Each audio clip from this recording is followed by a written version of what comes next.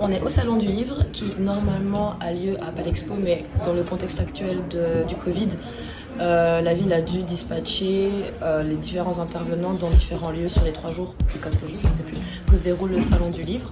Et donc aujourd'hui, dimanche, on est à l'Hôtel de Carouge pour rencontrer Zep. Et Léonie Bischoff. Exactement. Je suis très heureux d'accueillir aujourd'hui Zep et Léonie Bischoff pour parler de cul. Hein, on va parler de cul, de fesses, de bites et de nichons, hein, je le dis ouvertement. Et on va parler de tout ça en dessin. Et c'est une conférence que je me réjouis de présenter parce qu'il y a vraiment quelque chose qui se passe dans le 9e art à propos de cette thématique. Et on va l'aborder, et où je suis encore plus heureux, c'est que Zep a un style, on va dire, qu'on connaît tous, et Léonie aborde cette thématique avec un autre style qu'on va vous présenter. Je pense qu'on peut y aller directement. Vous avez commencé il y a quelques années la série Happy Sex. Donc j'ai une question qui est directe. Zep, est-ce que vous êtes, ou est-ce que vous vous considérez comme un pornographe? Comme pornographe, non, justement pas. Je trouvais que l'envie de faire Happy Sex, c'était même pour répondre à une sexologue que j'avais entendue à la radio et qui disait ne laissez pas le sexe aux pornographes. Et qui était une sorte d'appel aux artistes de dire créer du récit, créer de la fiction autour de la sexualité, parce que pour finir, l'approche majoritaire qu'on a de la sexualité, c'est la pornographie. Et puis maintenant, avec Internet, c'est devenu tellement envahissant que c'est assez, on le voit beaucoup avec les questions qu'on a récoltées autour du guide du désir sexuel, que pour les enfants, leur apprentissage sexuel, leur éducateur sexuel, c'est la pornographie. Donc c'est vachement important de raconter d'autres histoires, qu'elles soient humoristiques ou pas d'ailleurs, fantastiques. Moi je trouve que les contes aussi c'est quelque chose qui est vachement intéressant d'être utilisé comme style narratif dans l'érotisme et même dans la pornographie. Mais sortir de disons, ce style, si on peut dire, de la pornographie habituelle qui est toujours la même chose avec un scénario de plus en plus réduit. Vous vous inspirez de quoi quand vous faites les planches à Happy Sex? J'essaie de me dessiner, quoi. J'ai un miroir dans ma télé. Non, j'essaie pour Happy Sex de collecter des anecdotes pour en faire des histoires. C'est pas toujours la meilleure anecdote qui fera la meilleure histoire. Parfois, il vaut mieux en inventer une. Il y a de l'imaginaire, il y a des choses que je suis allé collecter à gauche à droite sur le chat. C'est un sujet qui est hyper riche en fait, et dont on a, moi j'ai l'impression qu'on a toujours besoin de rigoler parce qu'il est souvent, c'est aussi un sujet de problème, d'engueulade, de conflit qui est hyper fort entre les amants, qu'ils soient hommes et femmes ou du même sexe. Et donc c'est important de pouvoir prendre un peu de distance et s'amuser aussi de ça. Est-ce que vous vous inspirez de choses qui vous sont arrivées à vous? Oui, bien sûr, ouais. Je vous dis pas lesquels.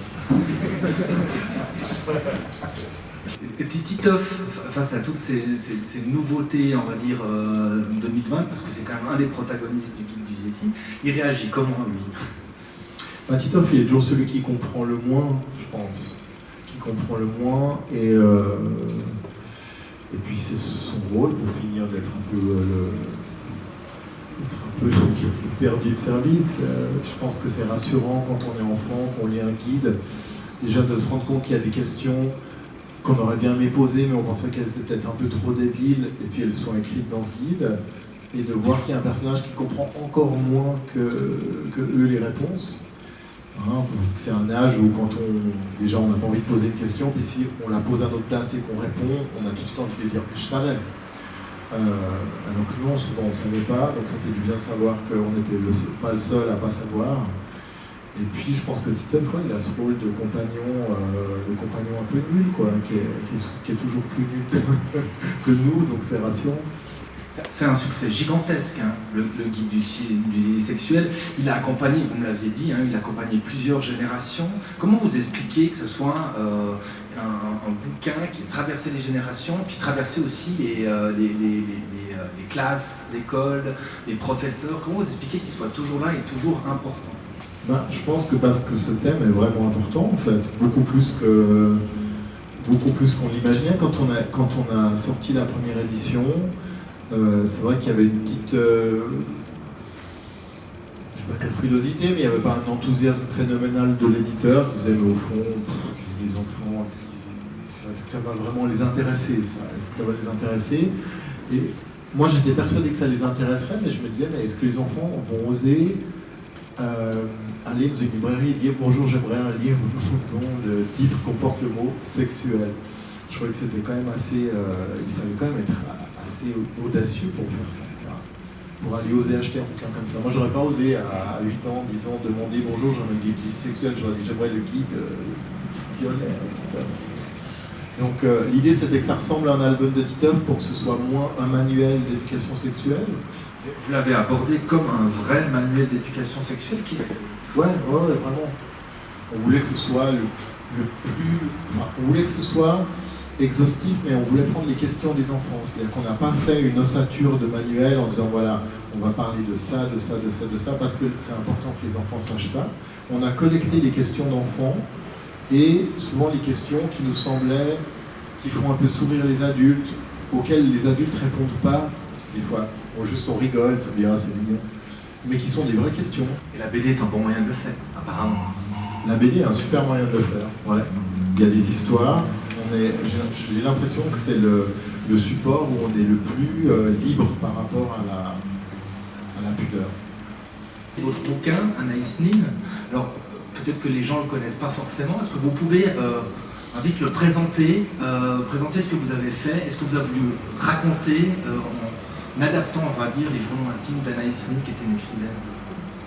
Alors, je ne sais pas si vous connaissez un peu la personne d'Anaïs Nin. Je résume très vite, c'était une autrice qui est née en 1903, qui a commencé à tenir un journal intime dès l'âge de 11 ans, qui était née en France, qui était plutôt francophone, qui a ensuite vécu aux États-Unis, qui est devenue anglophone, qui parlait aussi espagnol, mais qui du coup ne parlait réellement aucune de ces trois langues, qui faisait toujours des fautes. Donc elle avait déjà une sorte de langage un peu rien qu'à elle. Et puis c'est quelqu'un qui a beaucoup cherché dans sa vie à trouver plus d'espace que ce que la société dans laquelle elle vivait lui permettait de prendre. Donc que ce soit au niveau de sa créativité, elle voulait être une femme écrivaine, elle voulait prendre sa place dans ce milieu encore très très masculin à cette époque. Et puis aussi, elle a vraiment eu toute sa vie une quête de liberté amoureuse, sensuelle. Pardon, elle a cherché à explorer différentes facettes de sa personnalité en se confrontant, y compris physiquement, à des hommes très différents. Et donc tout au long de sa vie, elle a eu une multitude de relations qui étaient souvent à la fois amoureuses et créatives, et qui l'ont fait grandir et personnellement et créativement. Et ce que j'aime beaucoup chez elle, c'est justement c'est indissociable en fait sa vie privée de sa vie professionnelle. Elle a vraiment nourri toute son œuvre de son expérience, et en même temps, c'est le fait d'écrire qui va la pousser à vivre des choses. Parfois, elle le dit même, elle va se mettre dans des situations juste pour avoir quelque chose sur lequel écrire ensuite. Et voilà, c'est une autrice avec une voix très très particulière qui m'impressionne depuis longtemps. Et elle a une réputation très sulfureuse. Elle est surtout connue pour avoir écrit des nouvelles érotiques, qui étaient en fait des commandes qu'elle écrivait à $1 par page, et qui sont, à mon avis, vraiment pas du tout aussi belles que les pages qu'elle peut écrire dans le journal. Mais elle est surtout connue pour ça et pour sa relation avec Henri Miller. Et les biographies sur elle sont hyper jugeantes, hyper moralisatrices, et ça m'énervait beaucoup de voir à quel point elle était méconnue et souvent un peu pathologisée, infantilisée. Et il faut admettre qu'elle a des grosses failles artistiques. Elle a vécu un inceste enfant de la part de son père, elle a ensuite vécu volontairement un inceste à l'âge adulte, toujours avec son même père. Donc il y a des choses psychologiquement très intrigantes, effectivement, mais elle a été beaucoup réduite à ça. Et moi, en la lisant, je ressentais vraiment une espèce de feu créatif qui m'inspirait beaucoup, et j'avais envie de lui rendre hommage. Et donc voilà, c'est comme ça qu'est né cet album. Et votre album, il raconte vraiment sa quête du désir, hein, depuis vraiment le début qu'elle écrit les journaux intimes jusqu'à des des virements dans sa vie qui sont quand même assez forts, hein, c'est touchant. Il y a beaucoup de sexe, mais vous ne le montrez jamais. Comment vous avez abordé toute la question de la sexualité dans son album? Ouais, ça a été un des principaux challenges en fait de cette BD, parce que dans ses journaux, elle parle de sexe par moments de manière assez imagée, mais en même temps, c'est toujours un peu poétique, un peu flou. Elle n'est jamais justement dans la pornographie. Je parle de ses journaux, du coup, pas des nouvelles érotiques. Et j'essayais justement de rendre quelque chose où on soit au plus près de son ressenti à elle. Et il y a cette notion d'avoir un regard féminin, une expression du désir féminin, qui n'était pas du tout courant à l'époque où elle écrivait et qui est encore malheureusement trop rare aujourd'hui, même si ça se développe dans plein de médias différents. Et du coup, d'avoir aussi un regard porté sur le corps des hommes. Et du coup, ouais, de changer un peu ces rôles où d'habitude la femme est toujours l'objet du désir et l'homme le sujet désirant. Et elle arrive vraiment à se mettre dans ses écrits et dans sa vie en position de sujet et à passer parfois de l'un à l'autre parce qu'elle se prête aussi volontiers à cette position de muse avec certains de ses amants, mais elle se sert aussi d'eux comme de muse. Et du coup, il y a vraiment une sorte de... Elle se met sur pied d'égalité avec beaucoup des hommes avec qui elle travaille et a des relations amoureuses.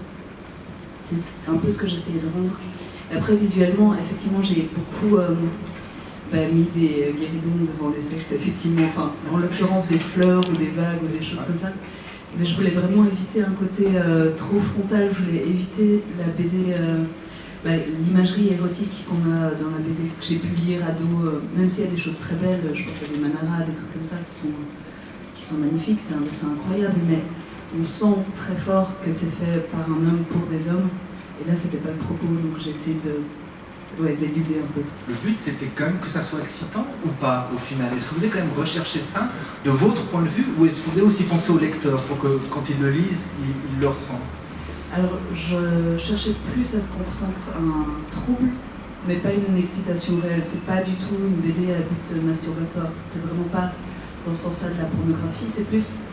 je cherchais plus un érotisme ou quelque chose qui est presque plus profond. On va dire que ça se situe plus dans tout le corps et pas juste dans les parties génitales. Quelque chose comme ça, une excitation plus presque mystique ou je sais pas, un truc qui donne envie d'être amoureux ou d'être en tout cas très attiré par quelqu'un, mais pas forcément envie de se toucher là maintenant tout de suite, quoi.